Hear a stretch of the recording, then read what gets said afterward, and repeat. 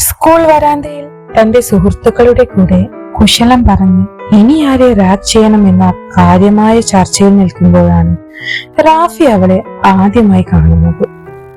തട്ടമിട്ട് തല കുനിച്ച് ആകെ പരിഭ്രമിച്ച് നിൽക്കുന്ന ഒരു പെൺകുട്ടി. എടാ, ഇവള് കൊള്ളാം, നമ്മുടെ ജൂനിയർ ആയിട്ട് വന്നതാണെന്ന് തോന്നുന്നു, ഇന്ന് നമുക്ക് ഇവളെ പിടിക്കാം, റാഫി അവന്റെ സുഹൃത്തുക്കളോട് പറഞ്ഞു. അവർ പതുക്കെ അവളുടെ അടുത്തേക്ക് പോയി. എന്താ നിന്റെ പേര്? സുഹൃത്തുക്കളിൽ ഒരാൾ അവളോട് ചോദിച്ചു. ആയിഷ, അവൾ വളരെ പതിയ ശബ്ദത്തിൽ പറഞ്ഞു. എനിക്ക് നിന്നെ ഇഷ്ടപ്പെട്ടു, ഞാൻ നിന്നെ കല്യാണം കഴിച്ചാലോ? റാഫി അവളോട് ചോദിച്ചു. ആയിഷ തുറിച്ച കണ്ണുകളുമായി റാഫിയെ നോക്കി. റാഫി അതേ ചോദ്യം ഒന്നും കൂടി ആവർത്തിച്ചു. ഒന്നും പറയാതെ റാഫിയുടെ കണ്ണുകളിലേക്ക് സൂക്ഷ്മമായി നോക്കിക്കൊണ്ട് ആയിഷ ഓടിപ്പോയി. അവന്റെ സുഹൃത്തുക്കൾ അവനോട് ഡാ, അവള് കൊള്ളാൻ കേട്ടോ എന്ന് പറഞ്ഞ് റാഫിയെ കളിയാക്കി. ബെല്ലടിച്ചു. എല്ലാവരും ക്ലാസ്സിൽ കയറി.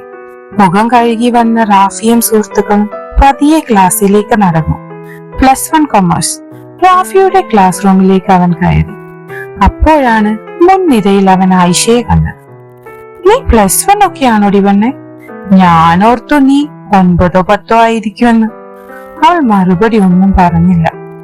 ക്ലാസ് കഴിഞ്ഞു സിദ്ധാർത്ഥ് റാഫിയുടെ ബെസ്റ്റ് ഫ്രണ്ട് ചോദിച്ചു. റാഫി, ആയിഷ നിനക്ക് നല്ല മാച്ചാണടാ, നീ ഒന്ന് നോക്കി നോക്ക്. റാഫി ചിരിച്ചു. അവൻ ആയിഷയുടെ അടുത്ത് പോയി. ഞാൻ പറഞ്ഞ കാര്യം എന്തായി? അവൻ ചോദിച്ചു. എനിക്കിഷ്ടമല്ല, അവൾ മറുപടി പറഞ്ഞു. അവന്റെ സുഹൃത്തുക്കളെല്ലാം അവനെ കളിയാക്കി. നിന്നെക്കൊണ്ട് ഞാൻ ഇനി ഇഷ്ടമാണെന്ന് പറയിപ്പിക്കും, ഇതെന്റെ വാശിയാണ് എന്ന് പറഞ്ഞ റാഫി തിരിഞ്ഞു നടന്നു. കുറെ ദിവസങ്ങൾ റാഫി ആയിഷയുടെ പിറകിൽ നടന്നു. പക്ഷെ ഫലമൊന്നും ഉണ്ടായില്ല. അവൾ വരുന്ന സമയം റോഡിൽ അവൻ കാത്തു നിന്നു. കണ്ട ഭാവം നടിക്കാതെ ആയിഷ നടന്നുപോയി. ദിവസങ്ങൾ കടന്നുപോയി. ആയിഷയുടെ മനസ്സിനിപ്പോ ചെറിയ രീതിയിൽ റാഫിയോട് ഒരു ഇഷ്ടമൊക്കെ തോന്നി തുടങ്ങിയിട്ടുണ്ട്. അങ്ങനെ ഒരു ദിവസം അവളുടെ ഉപ്പയ്ക്ക് തീരെ വയ്യാതെയായി. 3 പെൺമക്കളാണ് ആയിഷയുടെ ഉപ്പയ്ക്ക് ഉമ്മയ്ക്ക്.